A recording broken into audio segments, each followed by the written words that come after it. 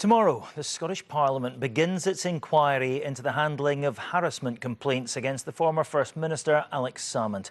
The pandemic and Mr Salmond's criminal trial had led to it being delayed. Scotland's top civil servant, Leslie Evans, is expected to be the first witness to give evidence to a special committee of MSPs when it gets underway. With more on this, here is our chief political correspondent, Glenn Campbell. Just hours before the coronavirus lockdown, Alex Salmond walked free from the High Court, thanking the jury for acquitting him of all the sexual offence charges he'd faced and hinting there had been a political plot against him. There are certain evidence that I would have liked to have seen led in this trial, but for a variety of reasons we were not able to do so. At some point, that information, that facts and that evidence will see the light of day. Nicola Sturgeon insists there was no conspiracy, and she intends to make that clear in her evidence to the Holyrood inquiry.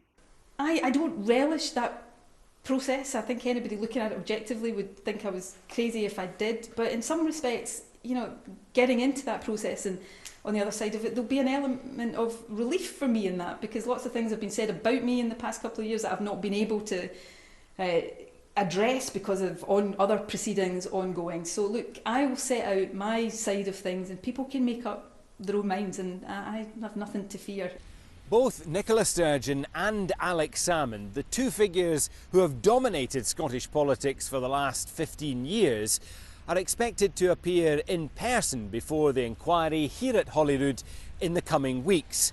But the first witness, due tomorrow, will be the official who's run the Scottish Government for the last 5 years, Leslie Evans, who's already at loggerheads with the committee convener for withholding legal advice and other information from MSPs.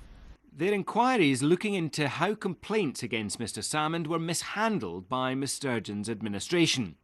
In January 2018, Scotland's top civil servant, Leslie Evans, set up an investigation into allegations of sexual harassment by two female civil servants. That did not become public until August, when the Daily Record broke the story. Alex Salmond denied wrongdoing and began legal action against the government, describing the complaints process as grossly unfair.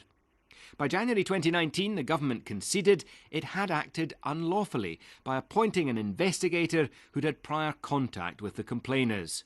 It paid out more than £500,000 to cover Mr Salmond's legal costs. The special committee of MSPs, chaired by the SNP's Linda Fabiani, will begin taking evidence under oath tomorrow.